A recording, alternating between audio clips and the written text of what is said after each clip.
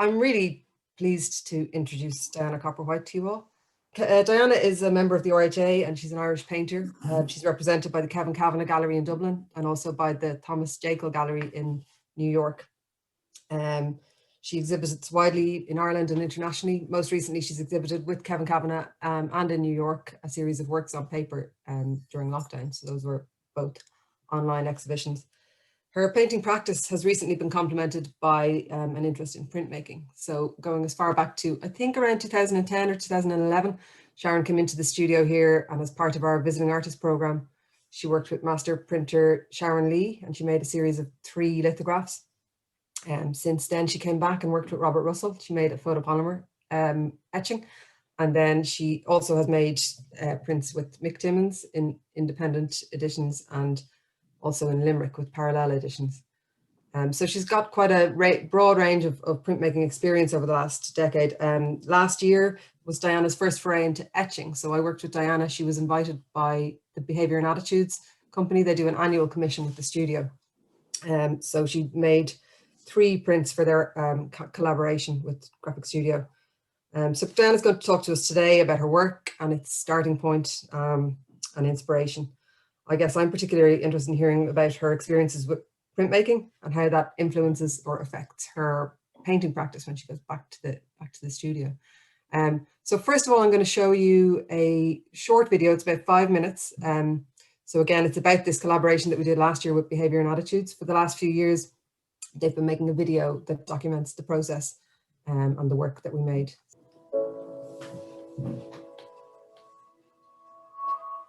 This year, we are really delighted to have been able to work with Diana Copperwhite as part of the Behaviour and Attitudes collaboration. It's a very special year for Graphic Studio Dublin. We celebrate our 60th anniversary this year, but it's also the 32nd year of the collaborative project with Behaviour and Attitudes. I am a Dublin-based painter. I also work a little bit out of New York and have been doing that since 2013. I'm very happy this year to have been invited by Behaviour and Attitudes to make a print. In this case, I've actually made 3 prints. I have pretty much continued on the process that I have in my studio of working on quite a few things at the same time. So the 3 prints I made for Behaviour and Attitudes are, for me, I would sort of see them as a part of a series. So I kind of have, a process whereby I work a lot with the human portrait or ideas around portraiture, and I kind of intend these ideas around portraiture to represent everybody. So I'm kind of interested in things that talk about things in a kind of a universal way. So the prints are, for me, quite a departure. So I'm very lucky. Bring me up the brown sugar. Flanagan, and she's been amazing in terms of guiding me in terms of technique. What was important to me working with Diana was to try and keep the fluidity, the looseness, the freedom that is there in your painting. The start of the process was quite ferocious in a way. We were kind of working really hard, and then it kind of began to slow down as we were getting to where we needed. The colour bar, I often do this in my studio where I make it almost like a very separate entity, and I cut it out that I sort of use to kind of shift the emphasis in a composition. So obviously with this, I was able to look at it on the different proofs, to see what it did and how it changed the way you read the image and the spatial kind of qualities in the image. And so we were getting closer with this one, I think. I'm just going to talk about these 5 plates and the order in which they're printed. This is the 3rd print. It's called Smile. So this is the first plate here. We actually started with the negative space as opposed to the positive, which is kind of interesting. So we painted with bitumen, which protected the plate from the acid. Yellow plate's printed first, then the red goes on top. So this red here, again, we've got a lot of spit bite going on in the background. We've got like a hint of a shadow here, which she painted on with acid. So you get lovely soft watercolour marks with that. So that was made using a blade, and it was etched really, really deeply. And then inside the head, there's kind of a spit bite going on, which gives a beautiful gradation. This is just a soft ground line, again, with a spit bite in on top of it. 4th plate then has 2 colours on it. It has this beautiful gradated spit bite with some kind of harsh lines where the bitumen was stopped out with a kind of a dry brush. We've got all those scratchy little marks in the rainbow. The last plate just gives this beautiful pop of colour. It's like a really bright, vibrant green. And again, Diana painted with acid to give the soft spit bite marks which are underneath. Then there were some harder marks made with hard ground line and sandpaper and line. So that's where she puts wax on the plate, and she drew into the wax using a big chunky graphite, and you get those lovely, they look like kind of crayon or charcoal marks. I was quite interested in how there was quite a similarity in the process of the printmaking and with the work in the studio. And it was quite a nice dialogue between the two things. And printmaking slows me down a little bit and makes me realize some of the decisions that I'm making in the paintings, and how when they become more a technical thing in the prints, how that's really interesting to see that it actually, to some degree, works the same way. The studio is normally a flurry of activity as we get these prints ready for behavior and attitudes. This year, obviously, there were a huge amount of challenges in trying to make this happen. Once COVID-19 came along, that this year was going to be quite tricky in terms of the logistics of getting Diana into the studio and getting the work made. Sometimes you put a lot of work into something, and the point is in the learning is in that, and then you do something and it's really quick, but it works. But it's all the other stuff is in there as well. It's not just that moment, you know. So it's kind of the way I look at it. So it's cumulative.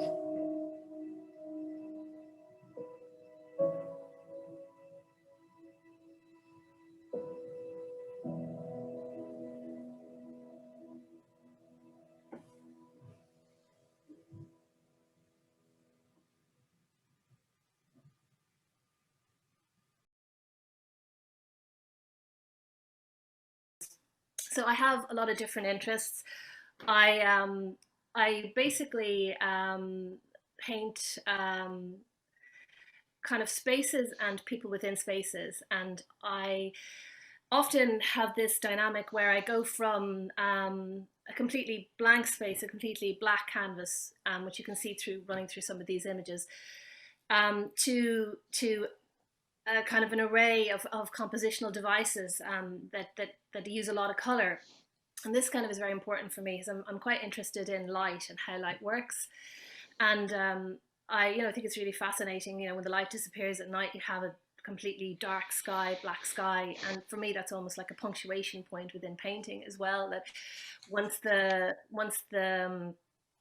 sometimes it becomes very overwhelming, all this color and all these decisions and all these compositional devices. And sometimes I feel the need to completely paint everything out and remove everything, and to go back to that space again, and to go back to this completely black square. And I suppose art historically as well, there's lots of references in there. And I think for me, I did a publication in 2016 called Fake New World, and that was based on paintings that I'd made before that, called Fake New World, and quite interested in media and in imagery and in how we read imagery, and in how we're fed all this stuff every day, and it's fleeting and it's very hard to get a grasp on anything really. So I was quite interested in that as a starting point for a new series of portraits. So the painting on the cover of the book, which hopefully it'll flick around again in a minute, is called Confucius Confused, and that was a completely blank black canvas with a color bar stripe in the outline of a person. And that was kind of like a link painting for me between a lot of the portraits that I've been making and the larger compositions. And it's sort of like an important moment, I suppose, in my practice. And in terms of like obviously, going back to things like physics, the speed of light and how you can't sort of see something in the moment, the sun was 8 minutes ago, and all of that stuff's kind of fascinating. So, I was always interested in both ends of the light spectrum as well, ultraviolet and infrared, and what that actually meant, and you couldn't see it with the naked eye. So it made you think about what else might be going on. It was a real, point for me, for my work. So that's the cover of the book again, Fake New World. And and obviously with coming into the graphics print studio was fantastic, because I work, in a way where I am quite a process-based painter, so I overpaint things all the time, and things are lost in the moment, and I see something, and then an hour later it's gone, or I don't see it, and so it's the printing process was fantastic in terms of making the work slow down. And the techniques that you used as well, how they echoed the way I made a painting.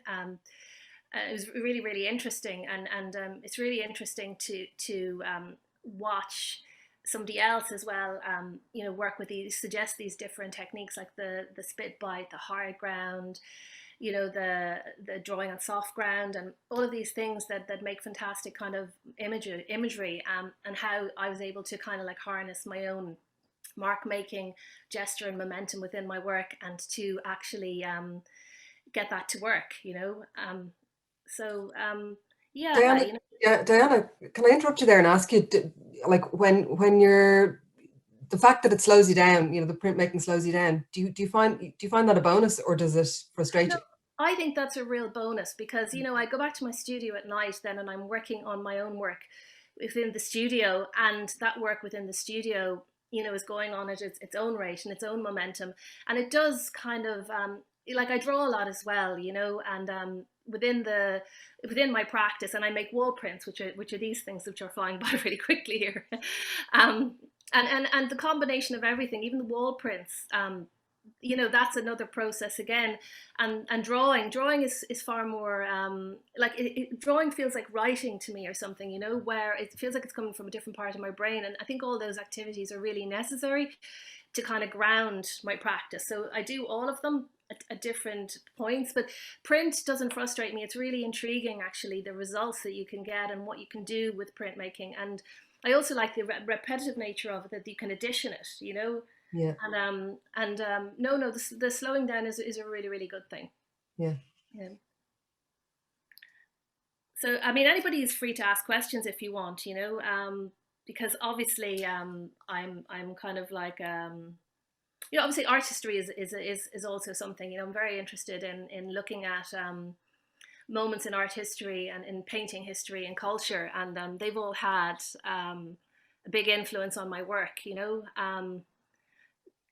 everything from abstract expressionism to the Baroque era, to the Rococo, you know, from points in history where painting was very reductive to when it's very kind of like, you know, um, I don't know what the right word there would be, very, very maybe alive or something, or, you know, morphing edges, like the Baroque era, where there's this kind of like,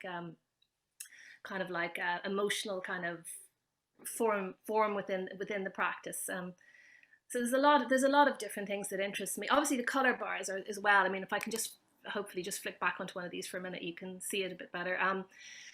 The color bars for me are represent, you know, they're a lot of, they talk about a lot of different things. They're like chords in a musical composition, and they kind of like anchor the painting. They're also like, you know, like obviously when you're looking at the light spectrum as well, they represent the light spectrum. But the light spectrum in my paintings are never the light spectrum in the correct sense of the word. They're like a poetic take on that, and you know, they're like lots of different things. Glow of light, you know, in the distance at night, breakdown of particles of light. So there's lots of different ways of thinking about the light within the paintings. But also, I suppose, compositionally, like there's the idea of the frame and the screen that you're looking at things through, and you know, within the contemporary world, we view everything through screens, and so we have all these devices, you know, beaming light back at us all the time. So there's also that, like this is sort of like the frame within the frame that's echoed in the paintings for me as well, you know. I think, you know, that I have certain color, I have certain things that I do, like you know, I obviously like using a lot of white because of light, you know. I like how, you know, I suppose it's like all the colors together give you white light, and then different variations of color interruptions within the white. That's a really important thing for me. Like I find that is almost like the tone I play my paintings in is like a white tone, you know. And yeah, the colors, to be honest with you, like I think I have no hierarchy of color. I know people say I return to certain colors over and over again. I probably do subconsciously. Like there's always a certain kind of pink. There's always yellow, you know. So yeah, there probably are some things that I do over and again, but I consciously try and use everything, because I think that makes the compositions much more interesting, much more complex. So I don't sort of say, oh, I only use this palette and I don't use that. I kind of allow the painting dictate the palette. So as I'm making the painting, one color sort of suggests the next in lots of instances. I think it's quite interesting as well, because I think with the prints, when the colors weren't working, you know, what I thought was really interesting was that you were so fearless with color, that it was like, these colors Yeah. aren't working. and you came in the next day, and it was just like a total, you know, you weren't precious about hanging on to it or pursuing what we were kind of trying for. Do you remember that with the second print where the colors were kind of muddy? They were all oranges and purples and peaches, and then you came in and was like, nah, this has got to be yellows and greens and blues, and it was so refreshing, you know. It's kind of Yeah, I suppose that's how I work with the paintings as well. I'm not precious about any set of colors. If it doesn't work as a unified, image, it can all be just wiped away, because there'll always be another set of colors and relationships that work, and that's the way I kind of look at it. So I'm not particularly, I mean, I don't have a preference for one combination over the other. I just go until I feel like it works or in balances. In my case, they work for me when there's a certain kind of balance. Yeah. I think Aoife has a question there as well. Oh yeah. Hi Diana. I just had a question about your inspiration and the artists that you would look up to the most. Like, would there be a number of artists that you would always kind of look back at, or that you kind of keep up to date with their exhibitions and stuff? Well, I look at a lot of stuff. I like looking at art history as well, and so that I don't, I think it's like a balance of things. So like obviously, I was watching an Edvard Munch documentary on Sky Arts 2 or 3 days ago, which I found fascinating. And I really like Munch. I haven't included any of the Scream paintings here, but I had made some paintings called Electric Scream, which were kind of indebted to Munch, and I saw his exhibition in the National Gallery about 10 years ago, which I thought was amazing. So there's that. And then in terms of contemporary painting, like I quite like some of the American painters like Tamori Dodge and Amy Silman. And there's a lot of painting internationally that I like, and I would keep an eye on it and try and go and see it. If I was in New York, I'd try and see their shows. Yeah, Amy Silman's an amazing painter. Yeah, she is. Yeah, she's great. So there's a real playful nature and real kind of boldness to what she does that I really appreciate. And also her palette, and there's a lot of things about her work. Yeah, but there's probably a lot more as well if I thought about it for long enough. I've just one more question as well, about your studio routine. Like, how would you kind of structure your week, and how do you discipline yourself? Well, at the moment, this has been a really, really busy week with online meetings and stuff on Zoom. But normally I would, I have this thing where I when I go to my studio, I often go in the evening time. I sort of tend to feel, for some reason, that tends to work better for me. And I set my alarm clock on my phone when I go to the studio, because I sometimes find when I'm in there, I'm staring at something and then an hour has gone by. So if I go in and I think, okay, so your alarm's going to go off in an hour, you're going to have to just use the hour, in a constructive way. But I don't know, sometimes when I'm drawing, I kind of have draw in the morning. It really varies, because it's changed so much from being at home all the time. Like when I wasn't at home all the time, I would definitely go in the evening. That was it. I would have my dinner and then I would go to the studio. And often if I was under pressure, I would work like late, like 2 o'clock, 3 o'clock in the morning. Sometimes I like it when I think that's where the dark paintings might come from. I like it when there's no one around. I like it. I'm lucky that my studio is at the back of my house, but I like going outside. I like hearing complete silence. I like seeing completely black sky except for some stars. I find that kind of fascinating. It's like everything gets turned off or something. And when you work at that time of night with that kind of sort of sense of remove, it's kind of fascinating or something. I think maybe there's so much clutter in life during the day that it's very hard then to put that into the paintings. Whereas when it's completely silent and it's completely empty, it's much easier work like that. So it could also be some psychological thing that I have that I've only really just realized, that when the world is quiet and the light is gone, that's when it's easier to make paintings like this. It's really interesting how you work in darkness and your work is so colorful. I know, yeah, but I think it might come from, it's like I remember being in Gothenburg like years ago, going for a walk at night with one of my friends, and seeing the graveyard with all the lights on at night, thinking that was kind of I don't know, something very reassuring about that, So yeah, so it could be that thing of seeing light in the dark or something, or seeing, I don't know, it could be, it's lots of things. But yeah, it does tend to work like that, though I do tend to work better at night. Hi, Diana. Niamh was just mentioning that you've worked in lots of different print mediums over the years, screen printing and litho and photopolymer, and this was your first time working in etching. Did you enjoy the etching, or did you think it was better, or how do they compare? They're just very different. I mean, I suppose I've made mostly lithographs at this stage, so I'm used to drawing on the stone, or used to drawing on the plates, and I actually liked the acid, and I liked the painting, and I liked the transformative, the chemical nature of this, and there's lots of really interesting things about this, and waiting and wondering, and guessing, a little bit, for me, guessing anyway, because I'm new to it, and it had a lot of really nice qualities, and the time, like being made to take your time, wait 10 minutes. That's actually that was actually kind of nice, to be honest with you, and to live with the results and not be able to obliterate them straight away. That was really good. Yeah, good. And just one other question: the scale that we work at with printmaking, in particular, your images for prints were, say, roughly A3, whereas we see on some of your slides there, you've got these huge big wall paintings. How do you enjoy the difference in scale? Well, actually, I think I like, I mean, with the large work, it's the immersive quality of large work. So it's almost like an environment, So the really large paintings, I really enjoy making really, really large paintings. And then really, like, I sort of set myself up with this kind of way of looking at it, that the really large work was like, like a story or an essay, and the small stuff, the small portraits, and the small little abstract paintings, the black paintings, were like punctuation or something, within it, and that's kind of how I feel about it. But the immersive quality, I mean, I just really like that, like you're completely surrounded. So I suppose I'll just go and find one of the large wall prints again. I mean, I really enjoy doing this, where I made a painting with acrylic on paper, and then I had it photographed, and then I had it printed digitally. So that's a different process again. And it was a wall print for the Galway Arts Festival last year.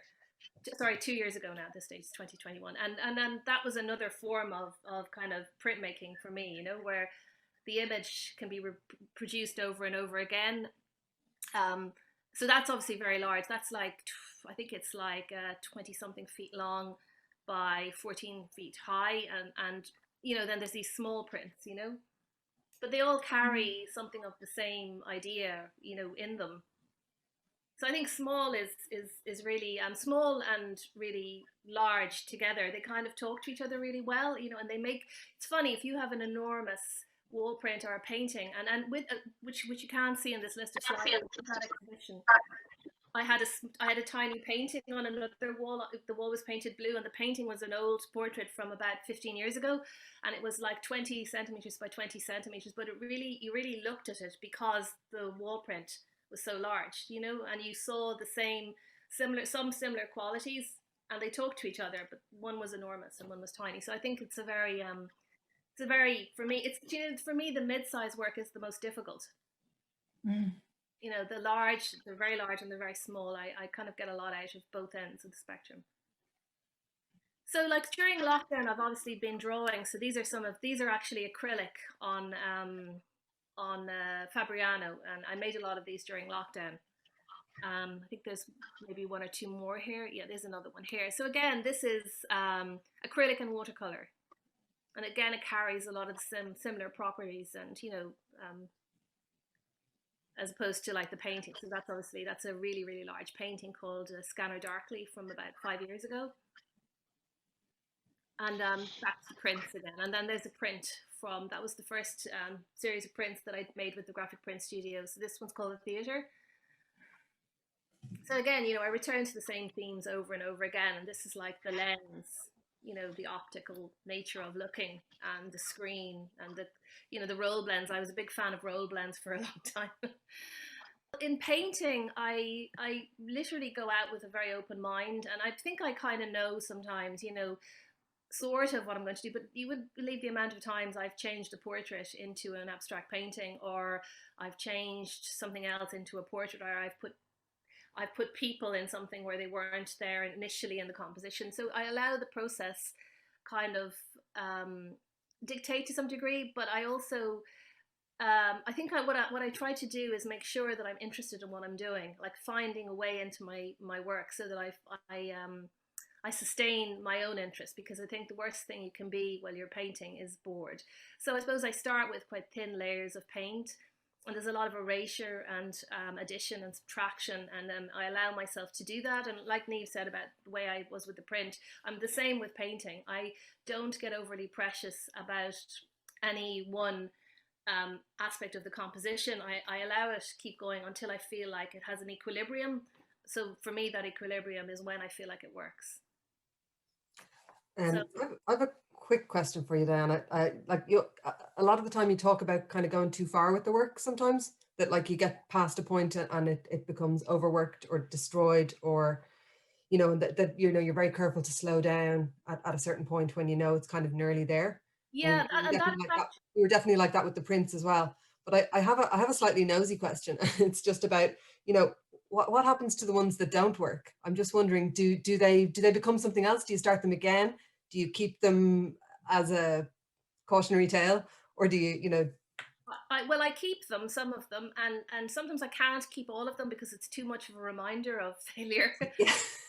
So they have to go. Yeah. But sometimes things are not as bad as you think they are, so you just have to turn them around. Like I've turned paintings around in the studio and not looked at them for a year, and you know, just put them in the back and forget about them, because you have to, because it's kind of like as if you expected too much of it and you put too much pressure on it and you were kind of overwhelmed by it, and you kind of have to let go. And when you let go and you go back to it and look at it again, you go, oh, I think I can work with that, because Yeah. you're no longer hung up on it actually being what it is. You can see it with fresh eyes. So, you know, sometimes there's too much paint on them, but I have actually gotten paint off them. You know, I've stripped paintings with paint stripper to get them Brilliant. back. Yeah, and you know, it depends. It depends how many of them you have that you feel that way about, and whether how destructive you're feeling at the time.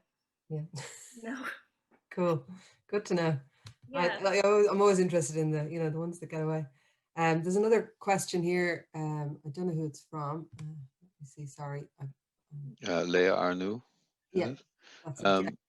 You want to read it out there, Robert? Yeah, sure. So, and you may have covered this, she says already, but do you have a different way of conceiving the idea, dependent on whether you're doing a painting or engraving, or do you only think of the whole result?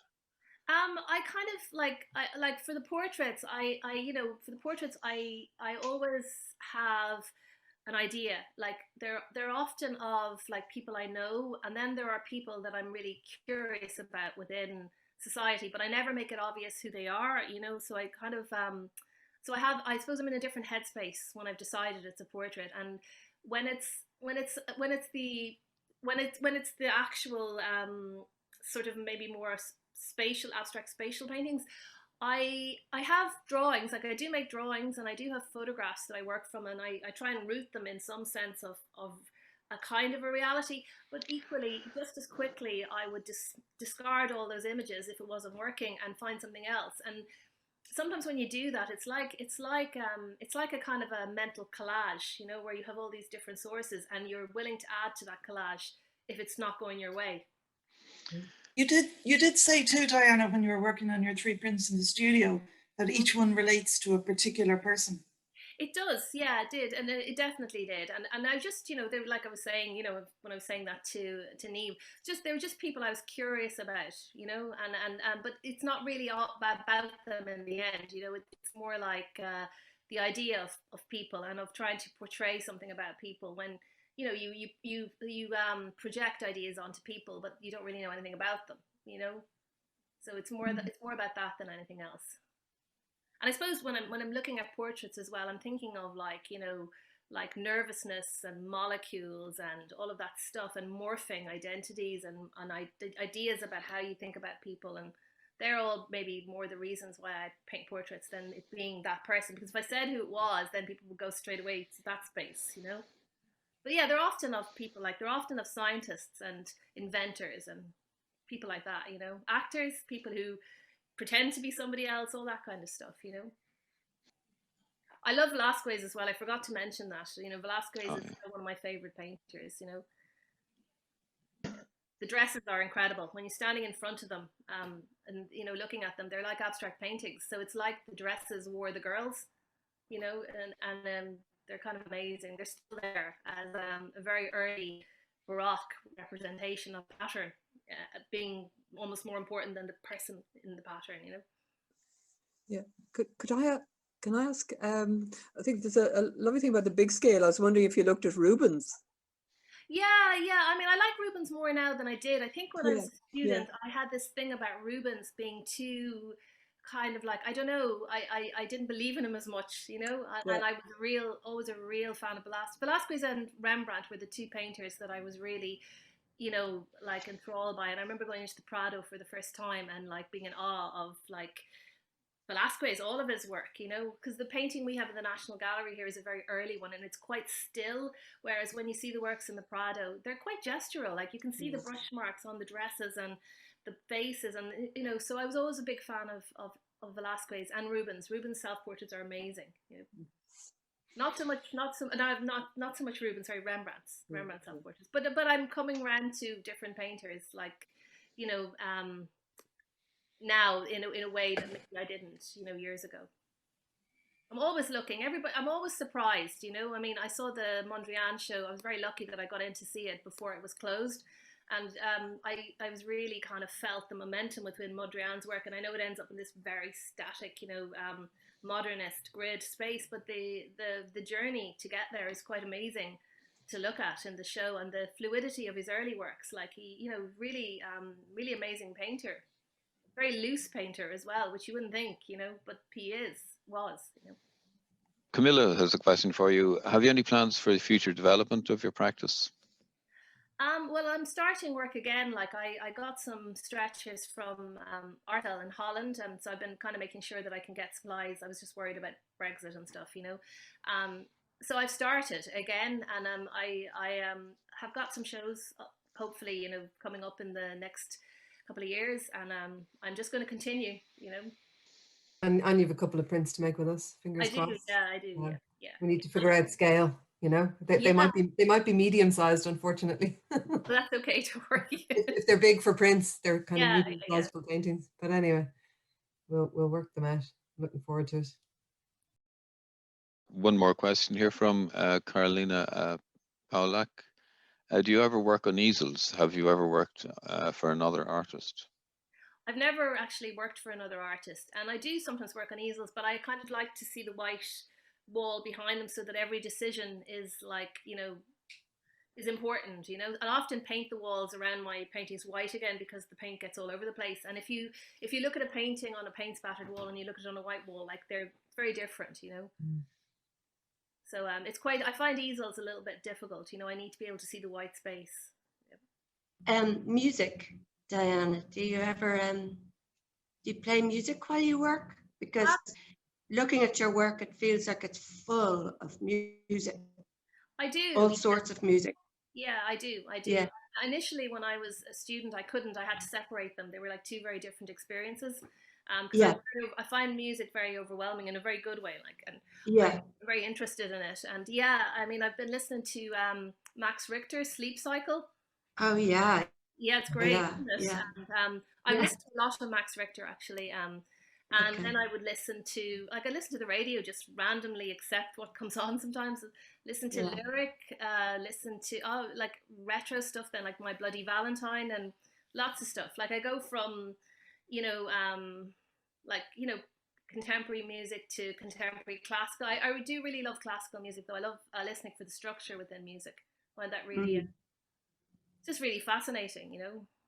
I think music is very important for a lot of abstract painters, you know, jazz music as well, you know, like it's just probably maybe explains the ability to just let the paintings unwind themselves a little bit. Structure is there in another way, so it doesn't have to be like a topographical or an architectural structure. It can be a sequence, you know, like a logical sequence that somehow makes sense in a musical way. So you notice with a lot of abstract painters, they'll talk about that aspect. So it's like as if they're looking at something structural within reality, and then it takes a shift away because music comes into play and dictates the momentum and the, you know, the rhythm of the rhythm, yeah, not just the logical sequence of how things fit together, but also the rhythm and stuff, you know. Caroline again would like to ask what advice you would give to young artists starting out. I think you just have to be true to yourself. You have to be honest, because there's no other way of looking at it. You know, if you can't be in the studio alone by yourself and interested in what you're doing, you know, it won't work. So I think that's really important. And I think you just have to apply for everything and get used to being rejected, because everybody is all the time. Like, you know, I get rejected all the time from stuff. So I've gotten kind of acclimatized, but it's hard in the beginning. It's because it's very hard to decide that this is worth doing as well. You know, you have to find you kind of have to find a space where you're able to sustain what you're doing. You know, I think that's very important. Could you explain how you made the change from starting out to becoming a full-time professional artist? Well, like I left college. I left NCAD in 1994, and I was very lucky when I left college that we used to have the graduate show in the RHA. So I was very lucky that Temple Bar Galleries came in and really liked my work, and they gave me a show. So within 18 months of leaving college, I was going to have this show in Temple Bar, which sustained me for the first 18 months, because it's very scary leaving college. You're trying to figure out what to do. So I also got a few other opportunities, and I think just one thing led to another that I stayed with it, but it was really, really difficult, you know. And I remember going back to, you know, mainly at my family's insistence, to do the diploma for, you know, secondary school teaching, and I lasted for about 3 months before I just completely fell apart. Like, I just started having severe panic attacks. So I'm a very stubborn person, actually. If I don't want to do something, nothing will make me do it. But I had to have some, you know, structure for my life. So luckily around that time, I got a commission for the Bank of Ireland, and I went to Spain to visit a friend, and went down to Barcelona from Madrid, and went into Winchester School of Art and asked them could I stay and do the MA. And I ended up doing the MA in Spain that year, and that was very, very good for me, sort of like psychologically, because I needed to get out of Ireland. And so, you know, I even though the MA wasn't particularly, you know, probably the most how to put a career developing MA you could do, it was very good to be in another country, met new people. And when I came back, I suppose because I had done that MA, I got some teaching hours. So I still teach part-time, a day a week in NCAD. So it was a gradual addition of one thing to another. And I had been with the gallery, the Rubicon, and then that relationship sort of, after I came back from Spain, it didn't seem to quite work anymore. And I ended up, after having a painting on the cover of Circa being taken on by Kevin Kavanagh, I also, you know, around that time probably entered the RHA for the first time ever, because I just decided and I started making those small portraits. So actually, you know, there's a lot of different things. Before 2001, I hadn't made a small portrait before, and actually around that time my mother died. So that's when I started making those portraits. And I won a small prize within the RHA. And so one thing led to another. You know, I just, there were times when nothing was going right, and I was rejected from so many things, because at the time in the 90s, the late 90s, painting wasn't fashionable at all. Like late 90s, early 2000, you know, it wasn't the thing that you were going to do if you were going to be a serious career artist, but it was what I wanted to do. So I kind of stuck with it. And I think leaving the country was very important, because I remember going to galleries in Barcelona, and I remember seeing a huge Sean Scully show there and being really impressed, and seeing quite a lot of different shows from a different cultural perspective where they still thought, you know, painting was valid. So that gave me a lot of confidence. And then I realized, you know, the advent of like cheap Ryanair flights, I was on one of them every week. I was kind of going to Paris and Germany, mainly to see things, so that I would be able to myself, justify what I was doing. And it really did help, because I constantly saw enough stuff that made me go, okay, so yeah, you know, I'm going to be part of this kind of trajectory, and I'm going to do this. And then, you know, funnily enough, then painting became kind of fashionable again, but equally it will go out of fashion again. So you have to be, you know, I suppose just do what it is that you find interesting as an artist, because that's the cornerstone of it. It's the fact that I was interested enough always. Like, I always you know, when I didn't have a large studio, I would always draw. And at one stage I had no studio and I had an apartment in Smithfield, and I made an entire show for Kevin Kavanagh in my front room of my apartment. I mean, the place was a mess. And I was incredibly lucky. I had a Canadian flatmate who was incredibly understanding. I was very, very lucky, you know, who bought a dehumidifier and kept out of the front room. And that was, you know, that was how I did it, you know. I also realized about around 2005 when I had the first show with Kevin Kavanagh that it was worth publishing things.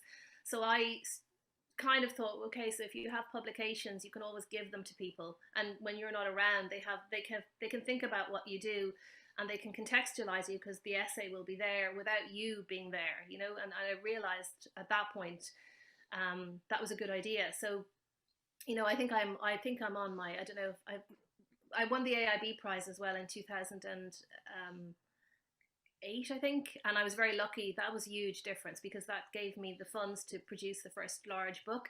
But before that, I had been doing it anyway. You know, I had been making small publications, mainly because I sort of felt like if you're doing something that's unfashionable and you might be a nervous person, well, then you've got to have a third thing to give somebody that cancels that out. And that's where the interest in publications came from. But the AIB meant that it was a big, substantial publication with the touring show. And, you know, it's just pretty much things have developed from there.